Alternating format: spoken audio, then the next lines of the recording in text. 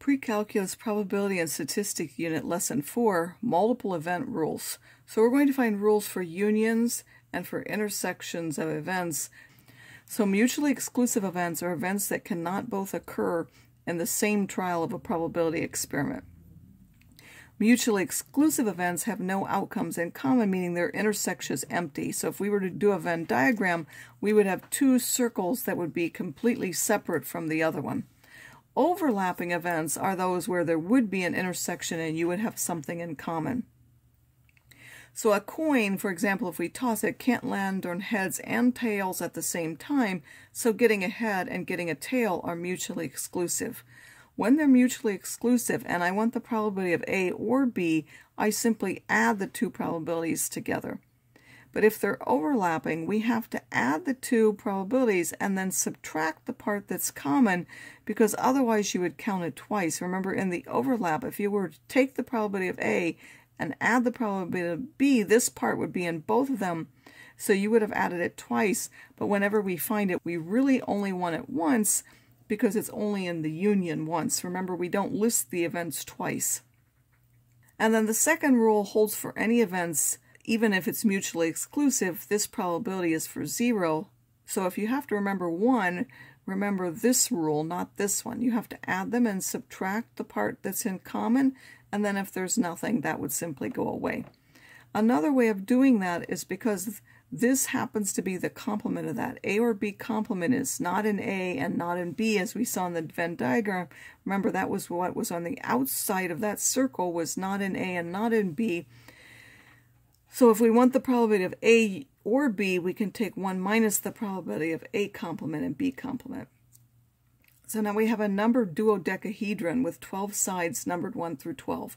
Consider the events A, that you roll an even number, B, you roll a 7, C, you roll a factor of 12. What is the probability that you get an even number or a 7? What is the probability that you roll an even number or a factor of 12? So first of all, the even numbers are 2 up until 12. B is 7 because it's just a 7. C is a factor of 12, so we want just the factors of 12. A and B, well, there's nothing in common, so that's the empty set. A and C have 2, 4, 6, and 12 in common. So since A and B are mutually exclusive, the probability of A or B, which is again the probability that you get an even number or a 7, you would simply add the two probabilities together. This one has 6, this one has 1, you would add them and get 7 out of 12. Since A and C are overlapping, which again, this is A or C, this is even as A, factor of 12 is C, so A or C, which is this, I would add the two probabilities and then subtract the part where they intersect. Well, there are 6 in this one and 6 in this one, 4 of them are in common. I would have to subtract those 4 to get the probability. And now a two-way table is when we have a table with rows showing one characteristic and columns showing another characteristic. Totals on the outside give the total. So this would be the total number of boys, the total number of girls would be here. This is the total number of freshmen, the total number of sophomore, and so on. The cells are the intersections. So this is 98 who are boys and freshmen. This is 104 who are boys and sophomores.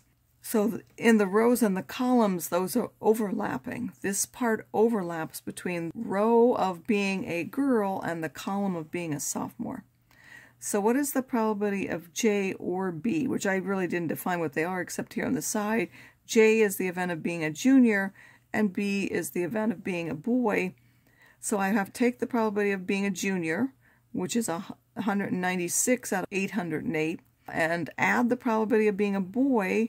Well, they're 396 out of 808, and then I want to subtract the ones that are in common, which is this 100. Subtract 100 out of 808, and you would end up with this probability. So we can also use two-way tables to find probabilities and using our union rule. The intersection rules come in when we do more than one thing, so it's a little bit different. We're going to do one thing after the other one. Just as we had for the binomial, we were doing n trials, so one thing came after the other. So dependent events are when the outcome of one affects the outcome of the second. And then independent is when the outcome of the first one does not affect the outcome of the second. If you select things with replacement, meaning you pick it out but then you put it back in, and each time you pick something out and you put it back in, those things will be independent. If you select without replacement, those will be dependent. Make sure that you know those very well. With replacement is independent, without replacement is dependent. And now I want to find the probability of A and then B, because B comes after A. So first of all, you're going to have to decide if those are independent or dependent. In either case, you're going to multiply appropriate probabilities together. But if they're independent, you just use the regular probabilities. And if they're dependent, you're going to take the probability of A and then you're going to put B after A, or really B given A. And we'll have a more formal definition for this later, but in the examples that we're going to use here, we will understand what that means. So the probability of A and B is the probability of A times the probability of B if we know that A already happened.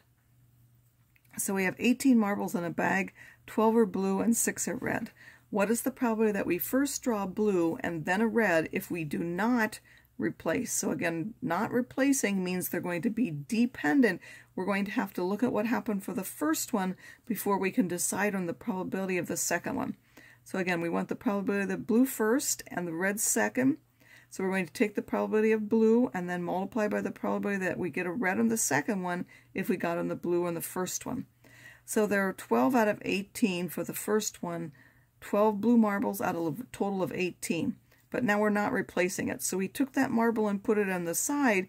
There are only 17 left. There are 11 blue and 6 red because the first one was blue. So when we want the probability that we get a red in the second, 6 of them are red out of 17.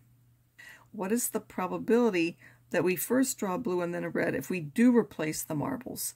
Well, now they're independent because I'm putting them back in. It's the same thing, but I'm simply going to multiply those, and I don't have to take into account what happened in the first one. The probability of blue is 12 out of 18. The probability of red is 6 out of 18. You multiply those two together.